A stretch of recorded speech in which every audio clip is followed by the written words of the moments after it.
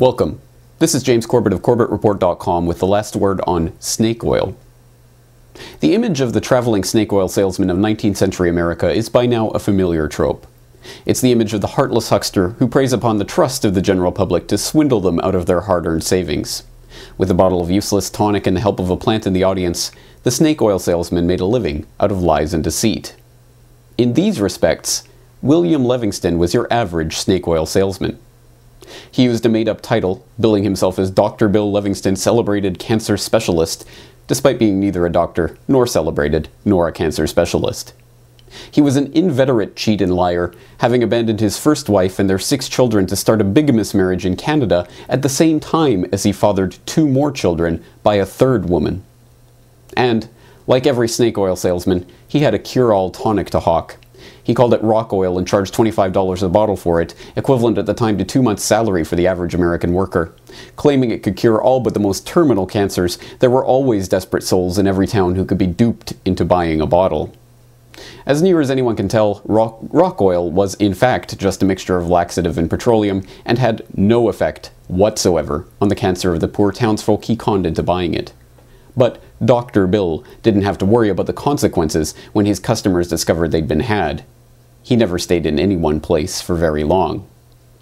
Yes, in almost every respect, William Levingston was your run-of-the-mill snake oil huckster, someone who had no compunction about preying on the weak and the innocent in his pursuit of wealth and power. There was one thing that set him apart, however. His name was not, in fact, Levingston. That was an identity he had assumed after being indicted for raping a girl in Cayuga in 1849. His actual name was William Avery Rockefeller, and he was the father of John D. Rockefeller, founder of the infamous Rockefeller dynasty. The official histories of the Rockefeller family, many commissioned or approved by the Rockefellers themselves, or produced by public television stations owned and managed by family members, downplay the significance of the dynasty's snake oil lineage. John D., they claim, was the opposite of his father, pious and industrious, where his father had been wayward and lazy, philanthropic and generous, where his father had been selfish and greedy. In reality, the apple didn't fall far from the tree, and John D. learnt a lot from his father. Devil Bill, as the celebrated Dr. Bill Levingston was also known, once bragged that, "I cheat my boys every chance I get. I want to make 'em sharp." The young Rockefeller learnt his lesson well, and by all accounts John was smart, shrewd, and possessed of a maturity beyond his years. From his father's example he learned how to lie, how to cheat, and how to get away with it, traits that served him well as he rose to become one of the richest men the world has ever known. Like his father, John Davison Rockefeller made his fortune by hawking another type of snake oil. In the early 1860s, he built an oil refinery with some business partners in Cleveland. By 1880, Standard Oil was refining 90% of the oil in America, rising on the back of John D.'s deceit, backstabbing, and secret deals with the railroad tycoons. With the acute business acumen of a born-and-bred snake oil salesman, Rockefeller became unimaginably wealthy by exerting ruthless control over the oil industry. In those early days, however, oil was refined mainly into kerosene for lighting fuel.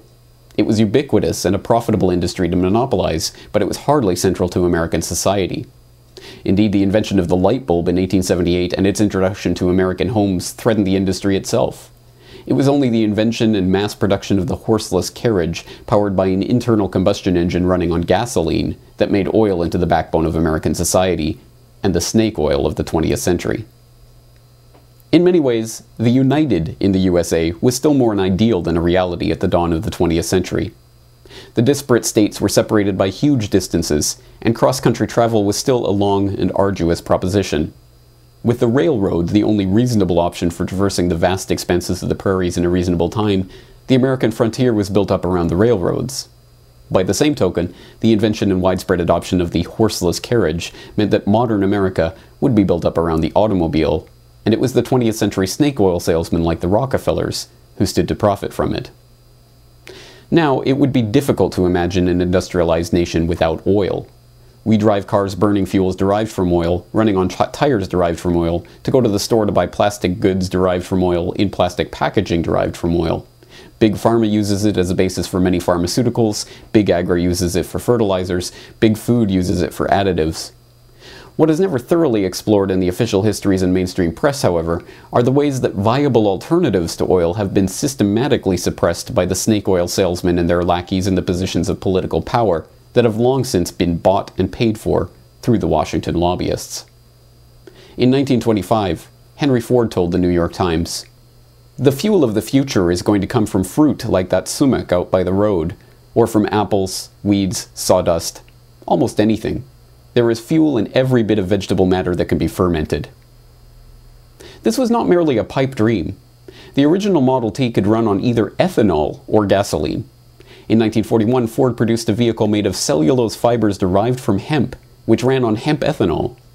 The dream of an agrarian revival and an alternative to petroleum, however, was soon squelched by the snake oil salesmen, and gasoline became the de facto standard, preserving the mind-boggling fortunes of the oil barons.